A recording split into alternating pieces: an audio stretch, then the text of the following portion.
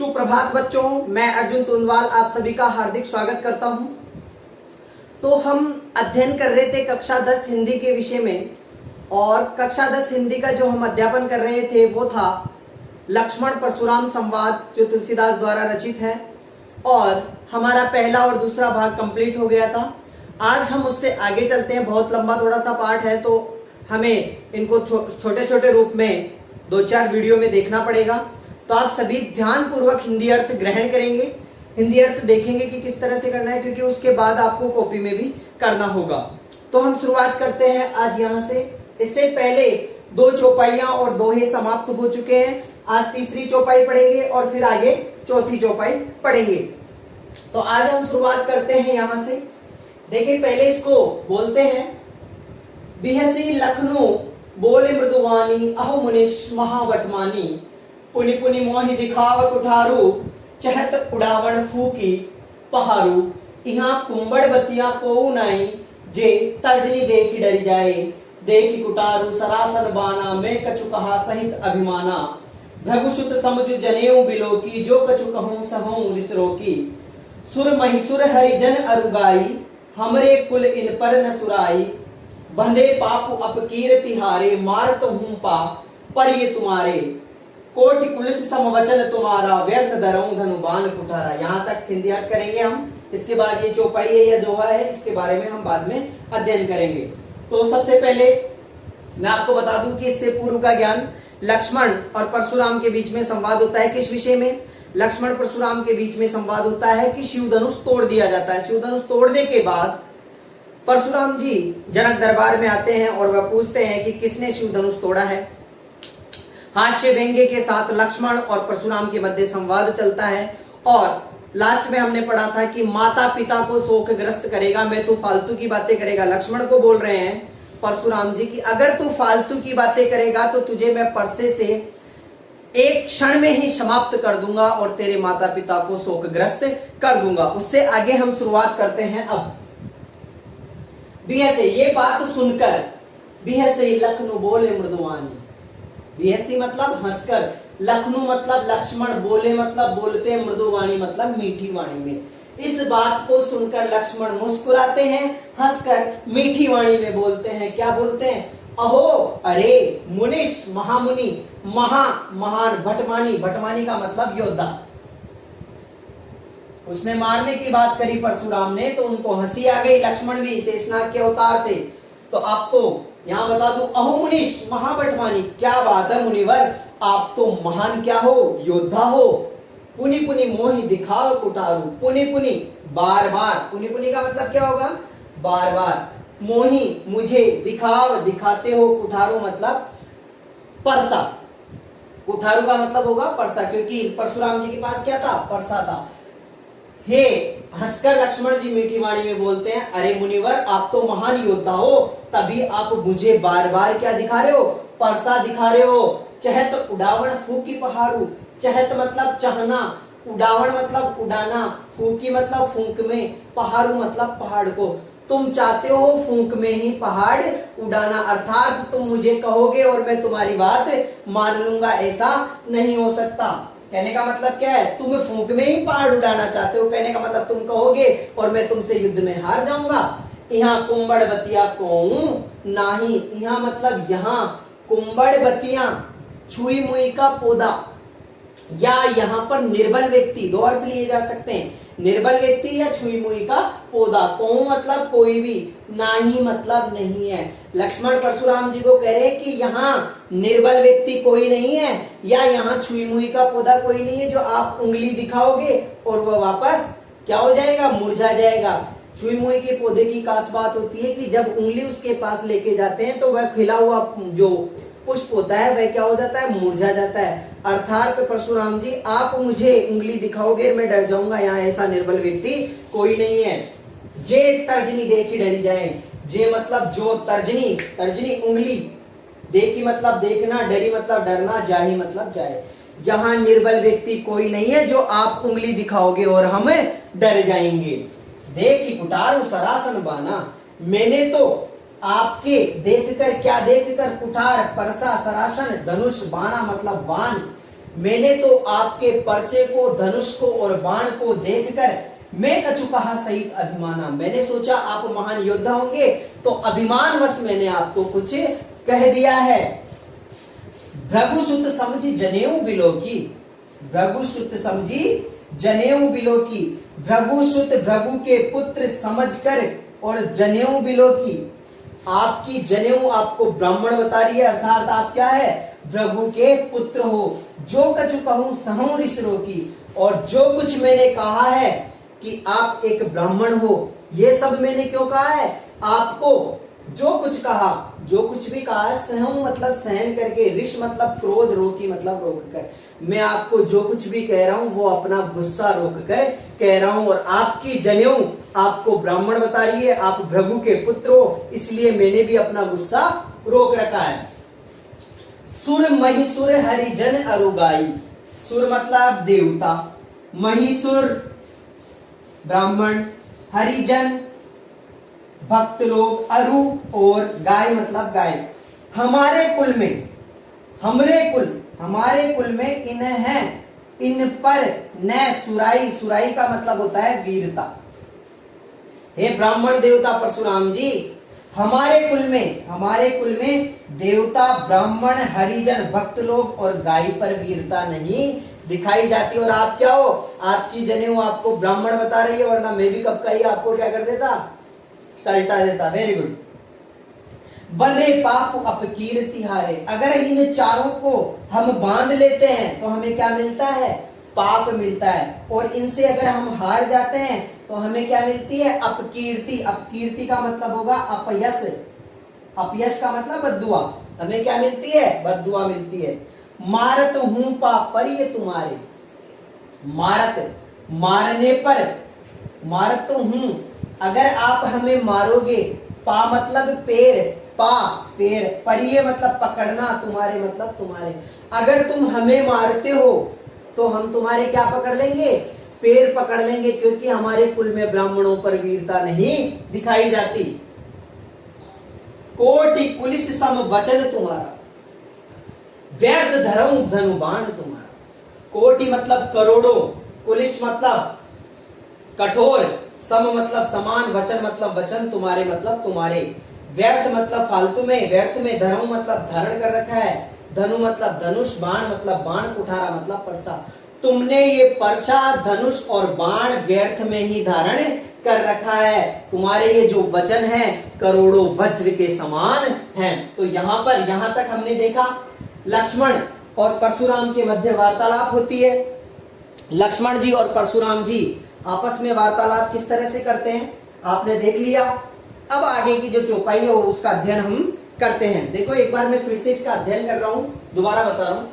परशुराम की बात सुनकर लक्ष्मण हंसते हैं और मृदुवाणी में बोलते हैं, अरे महामुनि, आप तो महान क्या हो, योद्धा हो, तभी आप बार बार मुझे परसा दिखा रहे हो। और तुम चाहते हो फूक में ही पहाड़ उड़ जाए, ऐसा यहाँ संभव नहीं है। यहाँ निर्बल व्यक्ति कोई भी नहीं है जो आप उंगली दिखाओगे और हम डर जाएंगे।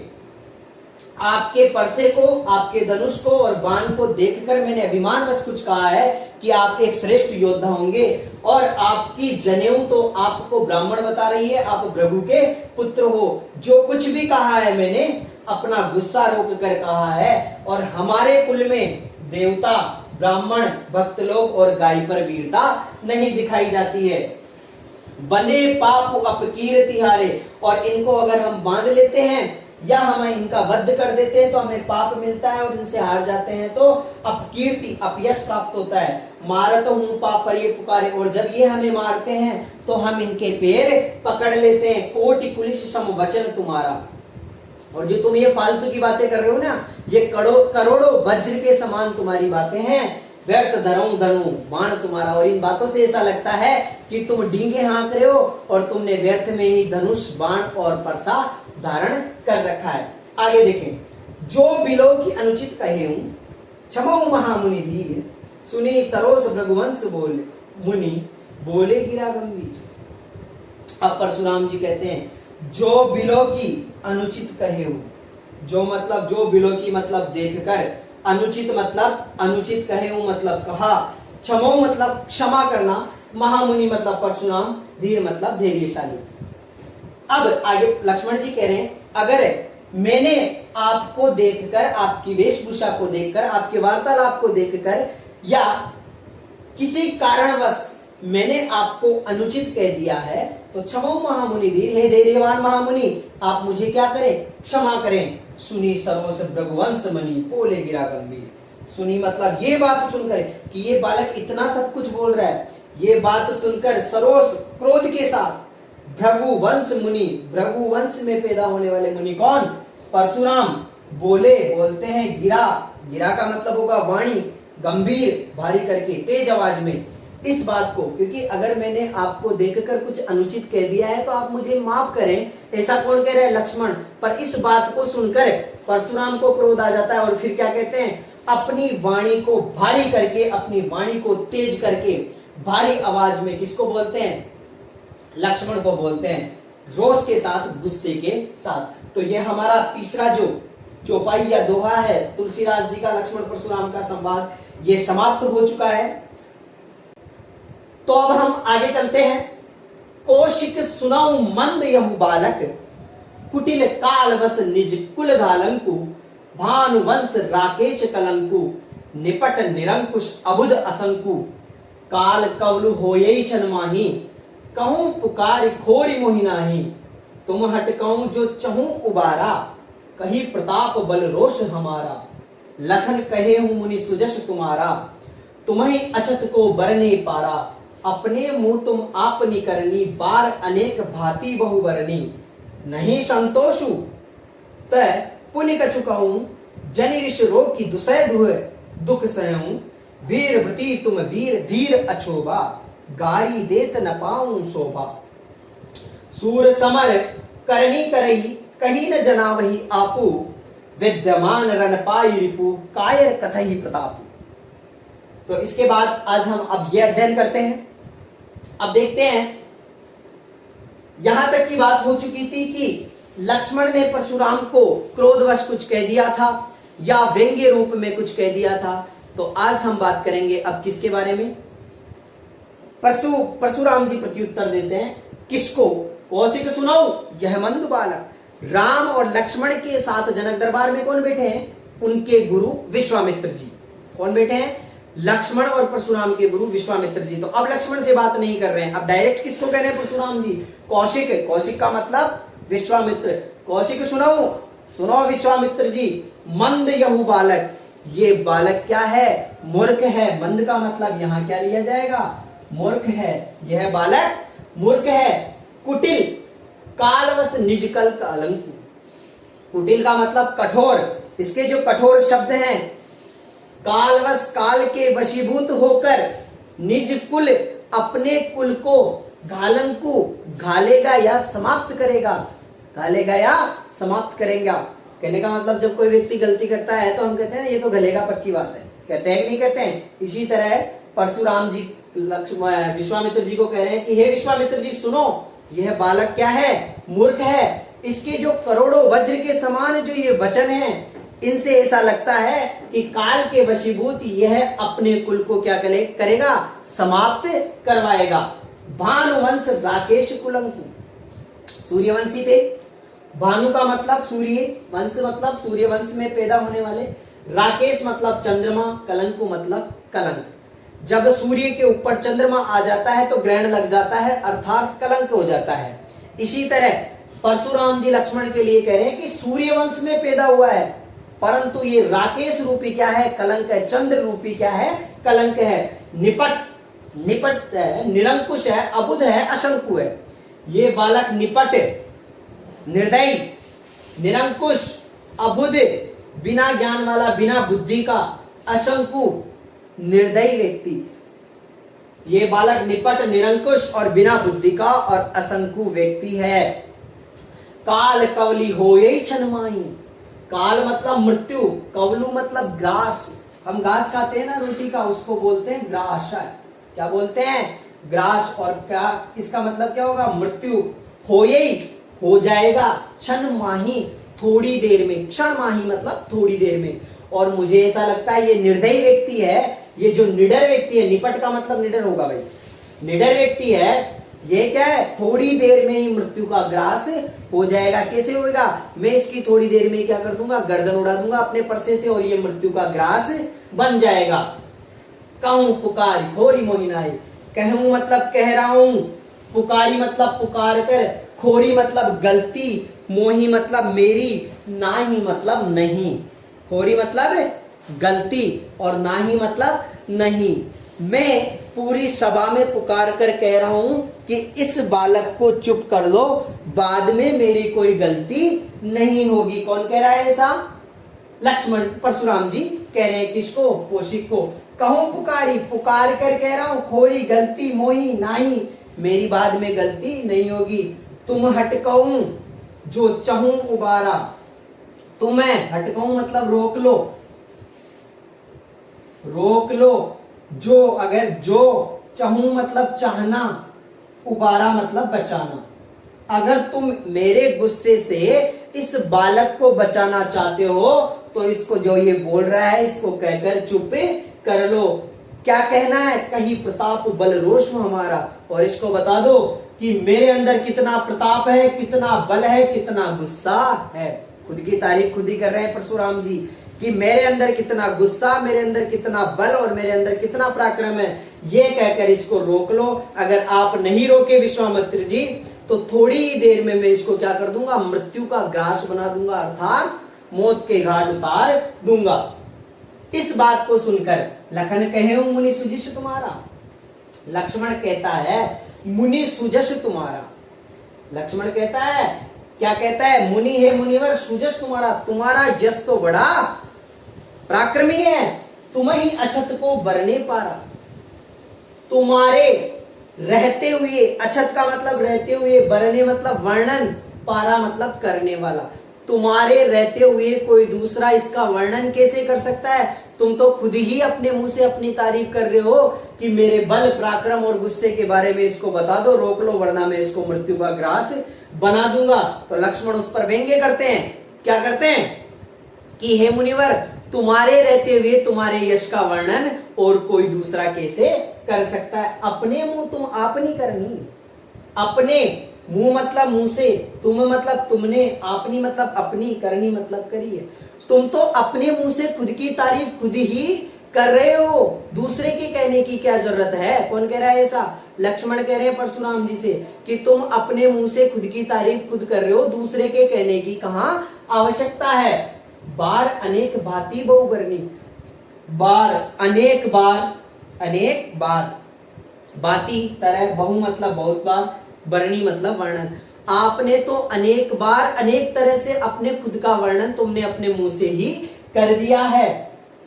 अगर नहीं संतोष, फिर भी अगर तुम्हें संतोष नहीं है तय तो पुनी बार दोबारा, कछु कुछ कहूं मतलब कह दो। अगर तुम्हें अपने पराक्रम के बारे में बताकर अपने मुंह की तारीफ अपने खुद से ही, खुद की तारीफ खुद के मुंह से ही कर रहे हो, फिर भी अगर आपको संतोष नहीं है तो एक बार फिर से अपनी तारीफ कर लीजिए। जनी मत ऋष क्रोध, रोकी रोक कर, दुषह असहनीय, दुख दुख, सहन सहूं सहन मत कीजिए। फिर भी अगर तुम्हें संतोष नहीं है तो दोबारा कहिए और अपने अंदर असहनीय दुख को रोककर इस असहनीय बात को रोको मत और फिर से तुम्हें कह दो। जनी नहीं, गुस्सा रोककर तुम असहनीय बात को सहन मत करो। अगर आपको गुस्सा आ रहा है तो आप ये बात फिर से कह दो। तुम वीरव्रती, तुम वीर अछोबा। तुम क्या हो, परशुराम की तारीफ है, वीर व्यक्ति हो, तुम धैर्यवान हो। धीर मतलब धैर्यवान और अछोबा का मतलब होता है शांत प्रवृत्ति का व्यक्ति, जो कदापि नहीं हो सकता।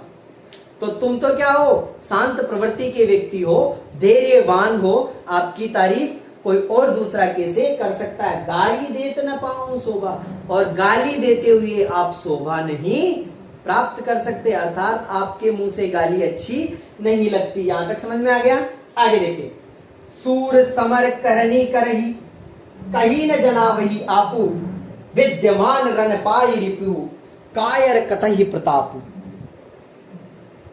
सूर समर, सूरवीर, समर मतलब युद्ध भूमि, करनी मतलब करते हैं, करही मतलब करना, कही मतलब कहना, न मतलब न, जनावई मतलब जताना, आपहु मतलब अपनी। लक्ष्मण कह रहे हैं परशुराम को प्रत्युत्तर देते हुए कि जो सूरवीर व्यक्ति होता है ना, वह युद्ध भूमि में बातें नहीं करते हैं, अपनी जताते नहीं है। जो युद्ध भूमि में अगर सूरवीर व्यक्ति होगा तो वह कभी बातों डिंगेगा नहीं, आकेगा, बातों से बातें नहीं करेगा, वह क्या चलाएगा? तलवार चलाएगा। जबकि आप क्या कर रहे हो? व्यंग्य कर दिया है कि आप तो बातें कर रहे हो। विद्यमान रण पाई रिपु कायर कथापि प्रताप। विद्यमान मतलब देखकर, रण मतलब युद्ध भूमि में, पाई मतलब पाकर, रिपु मतलब शत्रु, कायर मतलब कायर, कथई मतलब कहना, प्रताप मतलब प्रताप। अब इस दोनों लाइन का एक साथ अर्थ बोल रहा हूं मैं कि लक्ष्मण जी परशुराम जी से कह रहे हैं कि जो कायर व्यक्ति होता है वह युद्ध भूमि में बार बार डींगे हाँकता है, बार बार अपनी श्रेष्ठता साबित करने की कोशिश करता है, परंतु जो वीर व्यक्ति होता है वह अपनी कभी भी नहीं जताता है, फालतू की बात कभी भी नहीं करता है और युद्ध भूमि में वीरता का प्रदर्शन करता है। तो यहां तक आपको सभी को समझ में आ गया होगा। एक बार मैं फिर से इसका अर्थ कर रहा हूं। कौशिक सुनो, हे विश्वामित्र जी सुनो, यह बालक मूर्ख है, कुटिल कालवश निज का कुल घालंकु, इसके करोड़ों वज्र के समान इन बातों को सुनकर ऐसा लग रहा है कि ये अपने कुल को समाप्त करवाएगा। भानुवंश राकेश कलंकु, ये सूर्य वंश में पैदा जरूर हुआ है परंतु ये राकेश चंद्र रूपी क्या है? कलंक है। ये निर्दयी व्यक्ति, निरंकुश और बुद्धिहीन और असंको प्रवृत्ति का है, शंका करने वाला व्यक्ति है। थोड़ी देर में ये मृत्यु का ग्रास हो जाएगा अगर ऐसी ही बातें करेगा। तो इसलिए कहूं पुकारी, मैं बार बार पुकार कर कह रहा हूं, बाद में मुझे दोष मत देना। तुम हटकाऊं, अगर तुम चाहते हो इसको रोकना तो इसको, अगर तुम इसको बचाना चाहते हो तो इसको रोक लो। कहीं प्रताप बल रोष हमारा, क्या बताकर? मेरा प्रताप, मेरा बल और मेरा गुस्सा इसको बता दो कि मैं कितना खतरनाक व्यक्ति हूं।